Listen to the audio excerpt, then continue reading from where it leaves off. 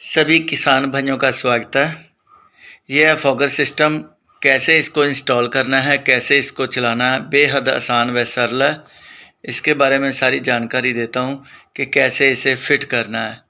सबसे पहले मैं बताता हूँ कि फ़िट करना बेहद आसान है। आप घर बैठे बिठाए इसे फ़िट कर सकते हैं, डरने की चिंता नहीं है, बिल्कुल आसान है।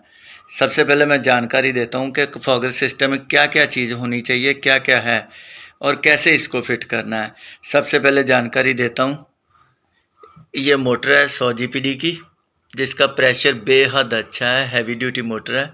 उसके बाद ये आ गई इसकी 24 वोल्ट डीसी पावर सप्लाई, जो 220 वोल्ट पे सीधी बिजली में चलती है।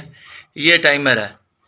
टाइमर का मेन मंतव्य जो है, मेन मकसद है, मेन उद्देश्य जो है, बार बार ऑन ऑफ करके मोटर को पानी का जो गीलापन हो उसे सूखने के लिए टाइम देना, और मोटर को भी थोड़ी सी रेस्ट मिलती है, जिससे लाइफ अच्छी होती है। लंबे बिजली के कट में भी ये पानी की बचत करता है, इन्वर्टर की भी बचत करता है।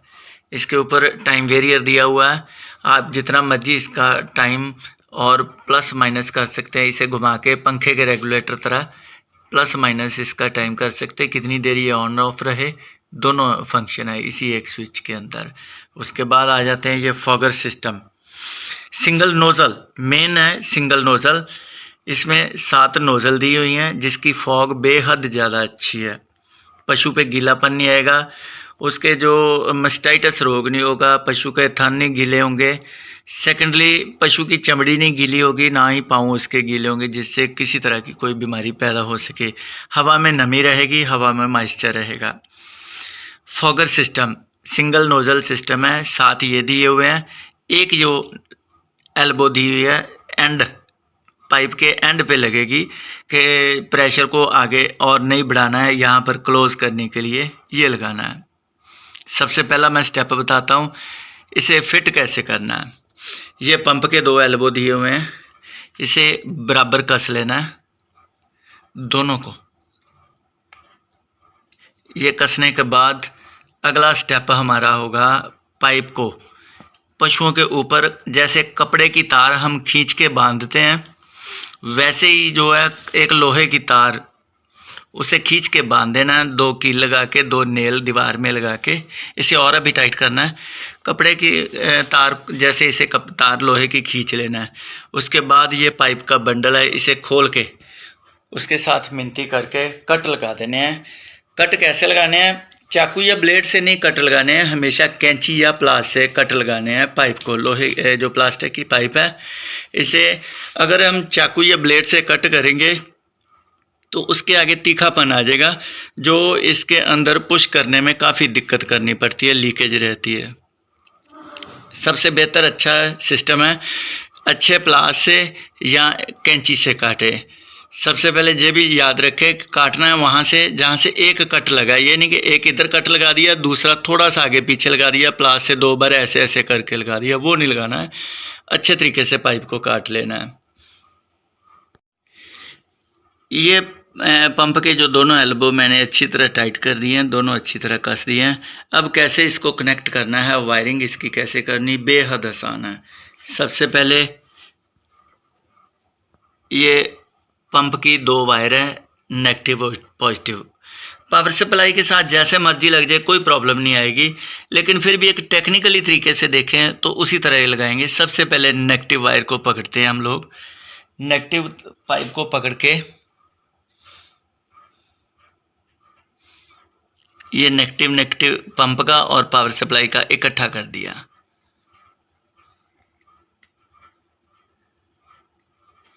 उसके बाद हमने स्लीव चढ़ा दी, इसे क्लोज कर दिया।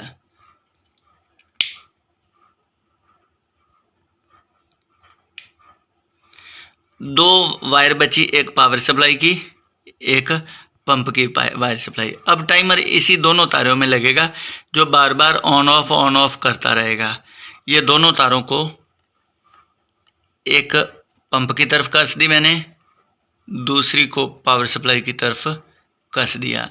अब टाइमर का क्या सिस्टम है, बार बार स्विचिंग करता रहेगा, जैसे एक बल्ब का बेड स्विच करता है, वैसे इसी का मेन फंक्शन होगा।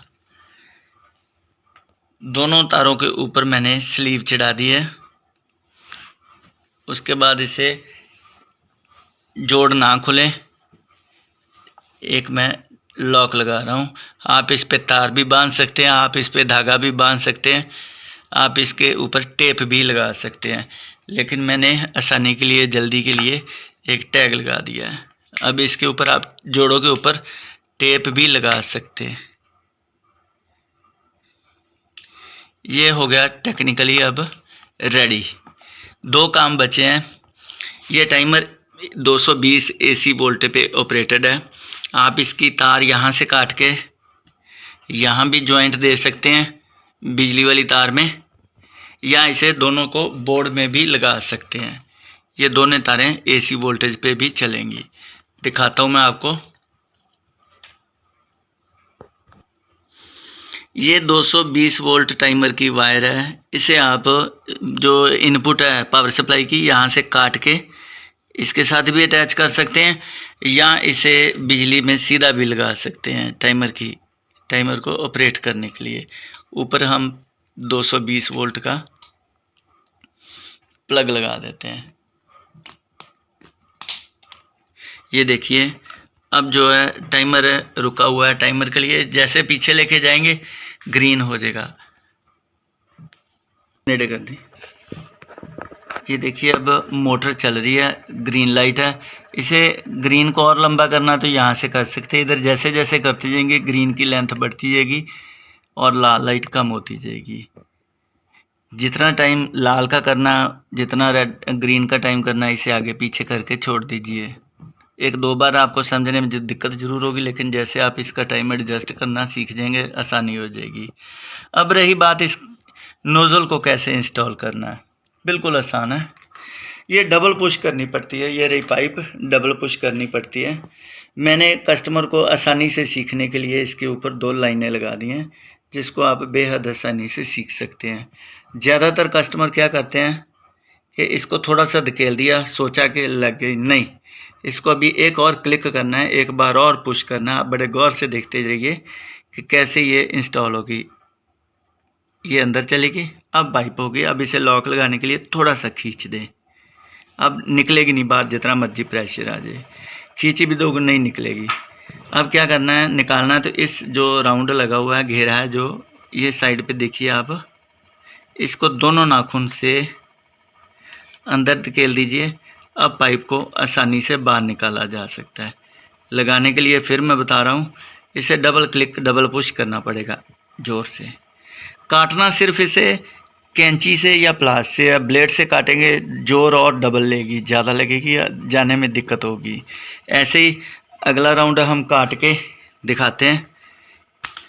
ठीक, ये रही पाइप, डबल क्लिक, ये पाइप आ गई, डबल क्लिक, इसको अब खींच दो, लॉक लग गया, बाहर नहीं आएगी। ऐसे ही अगले राउंड पे हम काट देते हैं। लास्ट राउंड पे ये एल्बो लगानी है, लगानी बिल्कुल जब पानी इसमें आ जाए। क्या करना है कि ये पंप का अब रह गया, मैं आपको बताता हूँ इन कौन सा, आउट कौन सा।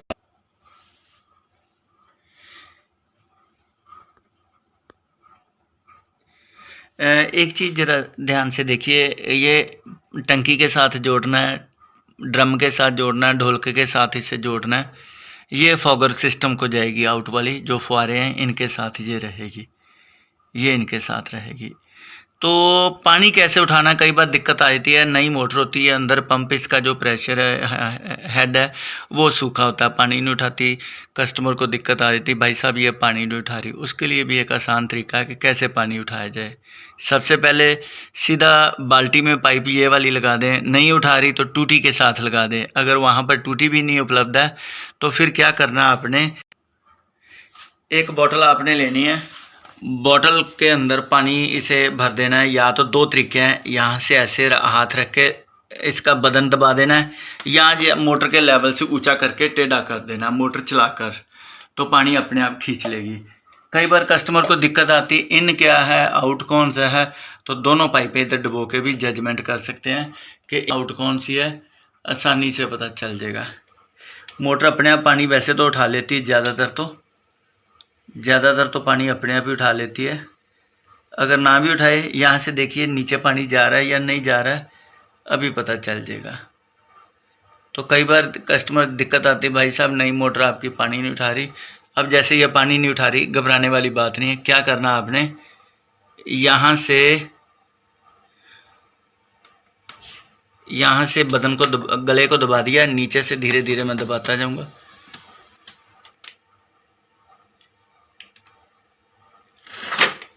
पानी अपने आप मोटर उठा लेगी। एक तो ऐसे भी करना है, इसको इसके लेवल पे रख लेना है, वो हेड इसका भर जाएगा तो आसानी हो जाएगी। कोई दिक्कत नहीं, कोई घबराने वाली बात नहीं है। आ गया पानी, बिल्कुल आसान है पानी। अब ऐसे इसे वॉश हो लेने देते हैं, कचरा निकल जाएगा जो भी हेड के अंदर है।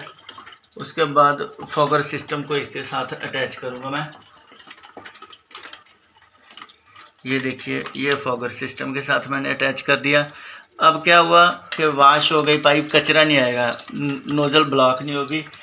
चलते हुए पे ये एंड पे हम लगा रहे हैं इसे।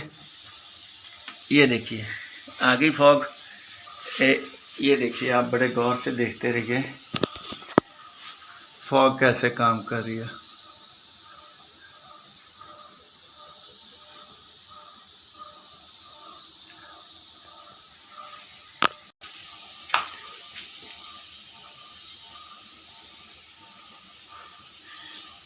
ये देखिए फॉगर चल रहे हैं, सारे फॉगर चल रहे हैं।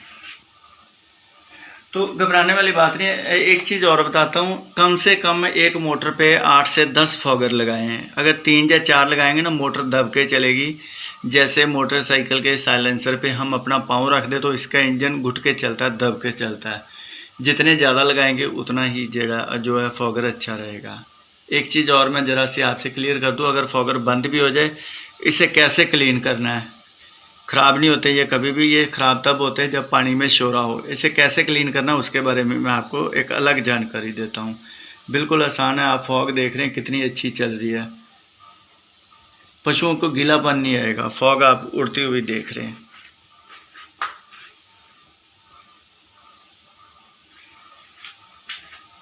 बिल्कुल आसान है। कैसे इस फॉगर को साफ़ करना है 1 मिनट के लिए मैं आपको बता। फॉगर को साफ़ करने के लिए एक साफ़ फर्श पे चले जाएं। वहाँ पर एक खाने वाला जो थाल होता है, बड़ी थाली, बड़ी प्लेट, उसमें ले लें पानी और उसको यहाँ से ऐसे खोलना है आराम से। इसे छिड़कना नहीं है, कभी भी नहीं छिड़कना है। बाहर निकाल दीजिए। इसके अंदर 3 चीज़ें होंगी, स्प्रिंग और उसके आगे जो है नोज़ल के एक ब्रिक शेड बना हुआ वो। दूसरा इसके अंदर एक ना रिंग बना हुआ है, आपको दिखाता हूँ मैं, ब्लैक कलर का रिंग। इसे ऐसे नहीं छिड़कना, ना इसे फूक मारनी है। फूक नहीं मारनी, नहीं तो रिंग उड़ जाएगा, फॉगर आपका ख़राब हो जाएगा। इसे पानी में ऐसे से वॉश कर लें। उसके बाद सबसे पहले गोली वाला जो हिस्सा है वो फॉगर के अंदर, उसके बाद ब्रिक शेड ऊपर रखना और मोटे वाला स्प्रिंग के अंदर धकेल के इसको लेवल ऐसे से चेक कर लें वर्क कर रहा है। फॉगर को 2 बार पानी से धोना है, छिड़कना नहीं या फूक नहीं मारनी, रिंग उड़ जाएगा, लीकेज हो जाएगी। आराम से इसे कसते जाइए, जहाँ पर हाथ रुक जाए थोड़ा सा और टाइट कर दीजिए बस। अगर ज़्यादा करेंगे रिंग कट हो जाएगा या टेढ़ा हो जाएगा, लीकेज आनी शुरू हो जाएगी। आपका फॉगर हो गया तैयार। इसे लगा दीजिए, ऑपरेट कराइए। ये रहा टाइमर। अब जल्दी से जल्दी जो है लाल थोड़ी देर के लिए है, लाल को और बढ़ाना है, यहाँ से हो जाएगा। जब लाल होगा मोटर रुक जाएगी, और लाल को बढ़ाना, इसे बढ़ाते जाइए, ग्रीन का टाइम कम होता जाएगा।